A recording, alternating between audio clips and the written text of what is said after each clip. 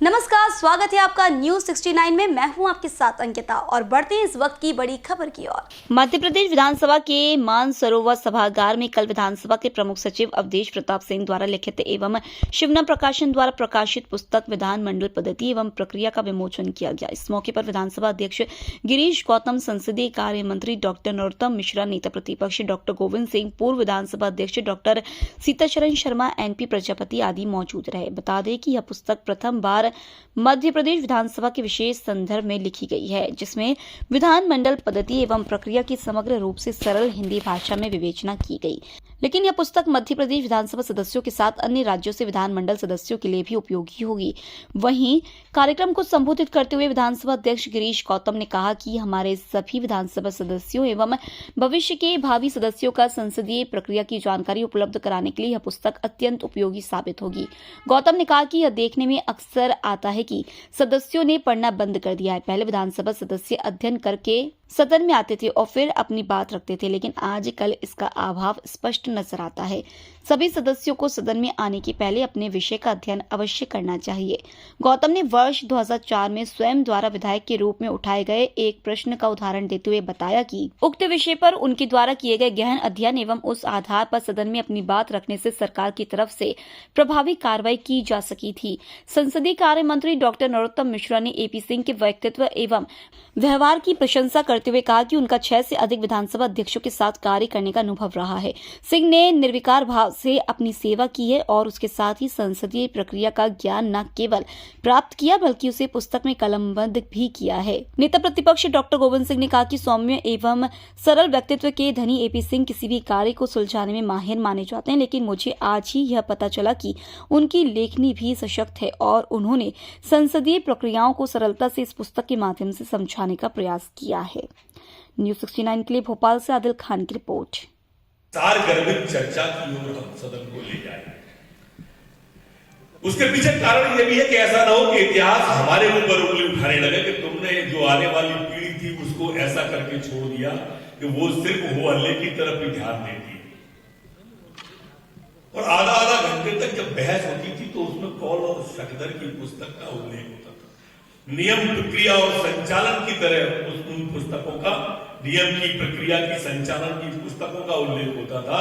और यशपाल जी, अब आपको इस पुस्तक का भी उल्लेख करना पड़ेगा आने वाले कल, जो एपी सिंह ने लिखी है, जिसमें उनका श्रम गया, उनका महत्वपूर्ण समय गया। वो और आप देखिए लिखी किस समय में, ये उन्होंने पुस्तक लिखी है कोरोना के काल में। उस काल में लिखी है जब काल का साया लोगों पर बढ़ता रहा था। उस कालखंड की पुस्तक है। और इसीलिए तो कहता कि मुसीबत तो सब पर आती है, कोई बिखर जाता है, कोई निकल जाता है। कोरोना का काल अज्ञात आशंकाओं का काल था। कोरोना का काल भ्रम का काल था। कोरोना का काल भय का काल था। उस भ्रम में, उस भय में, उन अज्ञात आशंकाओं के बीच में एक लेखक के मन में विचार प्रकट हो और वो विचार पुस्तक के रूप में आपके सामने हो, इसके लिए तालियां बनती है। मैं बहुत बधाई देता हूं आदरणीय एपी सिंह जी को। उन्होंने उस काल को शब्दों पर ढाला और उसको उतारा। एपी सिंह जी बहुत सरल स्वभाव के व्यक्ति हैं। वो किसी विद्वान ने कहा है कि जिंदगी को जरूरत के हिसाब से जियो, ख्वाहिश के हिसाब से नहीं। क्योंकि जरूरतें तो फकीर की भी पूरी हो जाती हैं और ख्वाहिशें बादशाहों की भी अधूरी रह जाती हैं। ऐसे हमारे एपी सिंह जी को बहुत बधाई।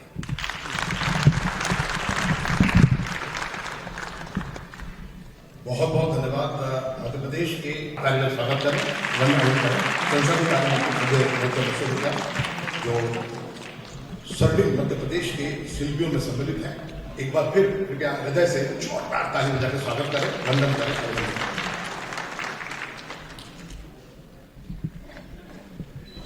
हमारे मार्गदर्शक, सदन के पथ प्रदर्शक, मध्य प्रदेश विधानसभा के सम्मानित अध्यक्ष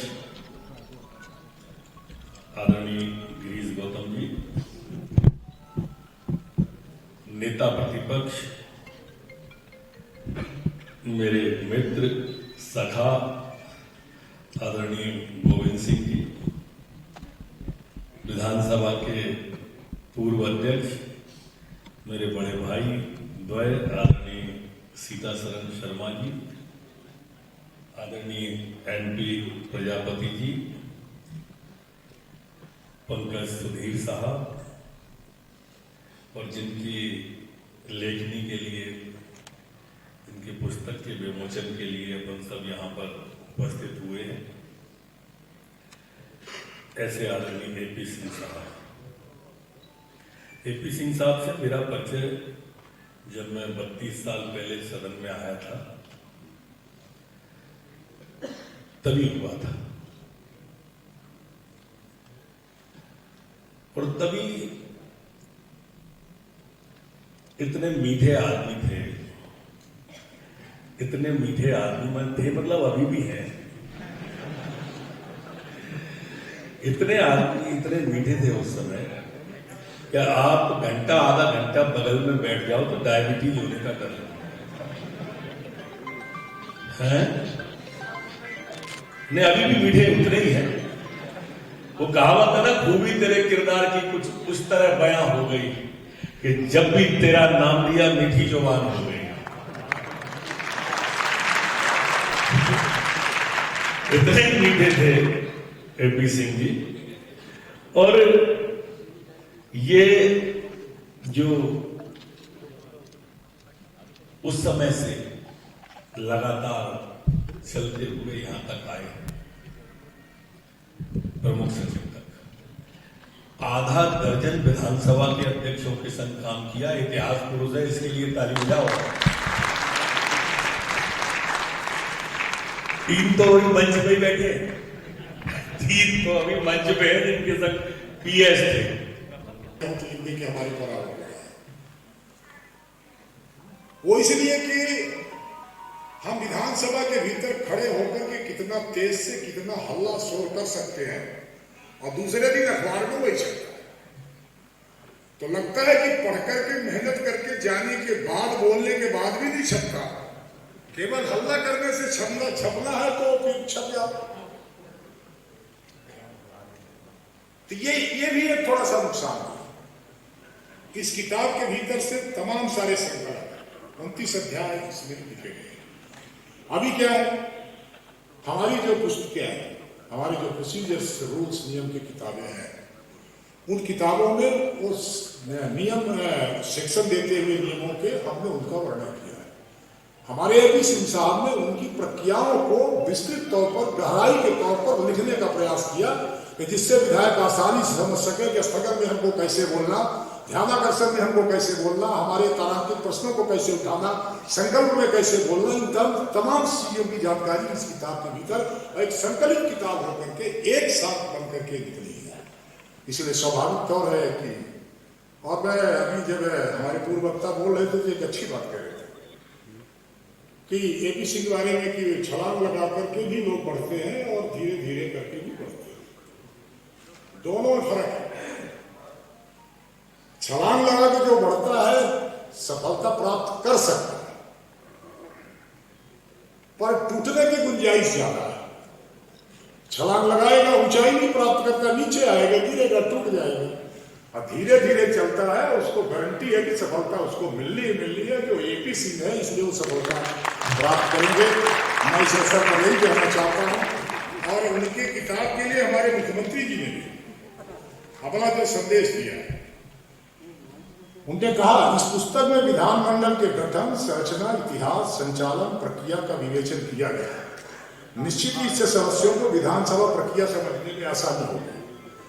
कमलनाथ जी ने भी कहा, मुझे पूर्ण विश्वास है कि यह पुस्तक न केवल संसदीय निकायों के सदस्यों, अपने विद्यार्थियों, अध्येताओं तथा संसदीय कार्य क्षेत्र में रुचि रखने वाले लोगों के लिए उपयोगी और संग्रहणीय होगी। हमारे हर क्षेत्र के विद्वान, विधानसभा नरोत्तम जी को विधानसभा का मत मानना। सदस्यों द्वारा यह उल्लेख किया गया कि सरल हिंदी भाषा में संसद की भांति यदि राज्य में विधानसभा संचालन प्रक्रिया की नितांत आवश्यकता है, जो आप लिख सकते हैं। इसी क्रम में माननीय अध्यक्ष महोदय द्वारा भी अपना जब कार्यकाल प्रारंभ किया गया था, उस समय एक प्रसंग में उन्होंने ये भावना व्यक्त की थी कि क्या हम केवल संसद के कार्य संचालन के लिखी गई संसदीय प्रक्रिया कॉल एंड सदन की पुस्तक की ही हर जगह देखी जाएगी, या कोई विधानसभा कार्य प्रक्रिया संचालन पर भी ऐसी कोई पुस्तक लिखी जा सकती है और देखी जा सकती है। इसी संदर्भ में मेरे मन में विचार चल रहा था कि विभिन्न संसदीय प्रक्रियाओं को सरल हिंदी भाषा में माननीय सदस्यों के उपयोग के लिए विवेचित किया जाना चाहिए, परंतु कुछ व्यस्तता के कारण से प्राथमिकता नहीं दे पा रहा था।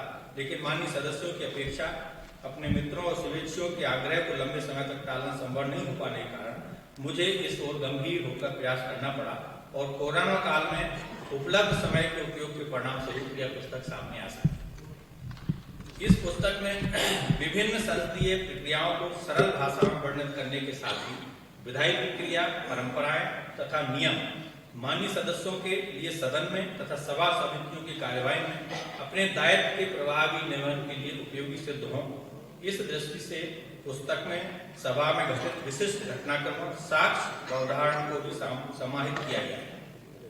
पुस्तक का प्रारंभ विधानसभा की संरचना, उद्भव, ऐतिहासिक स्थिति व प्रक्रियाओं के विकास से किया गया है। तत्पश्चात विभिन्न 29 अध्यायों में सभा की कार्य पद्धति, जैसे सभा का अधिवेशन, बैठकें, पीठासीन अधिकारी की भूमिका, प्रश्नकाल, ध्यानाकर्षण, लोकमत के विषयों पर विभिन्न प्रस्ताव, बजट एवं विधायी प्रक्रिया, विभिन्न प्रस्तावों के साथ सदन में अविश्वास प्रस्ताव तथा विश्वास मत का प्रस्ताव, सभा समितियां, संसदीय शिष्टाचार, विशेषाधिकार, दल परिवर्तन जैसे अनेक जीवंत विषय के संबंध में विश्लेषण करने का प्रयास किया गया है। प्रक्रियाओं के प्रावधानों के से इतर सभा में जो व्यवहारिक रूप अपनाया जाता है, उसका भी आवश्यकता अनुसार यथास्थान उल्लेख इस पुस्तक में किया गया है। साथ ही समय समय पर विभिन्न विषयों पर पीठासीन अधिकारियों द्वारा सदन में दी गई व्यवस्थाओं का भी उल्लेख त्वरित संदर्भ हेतु किया गया है। इस तरह प्रक्रियाओं के विस्तार तथा प्रभाव को स्पष्ट किया जाकर माननीय सदस्यों को सदन में अपनी भूमिका प्रभावी रूप से निर्वहन करने हेतु उपयोगी बनाने का प्रयास किया गया है।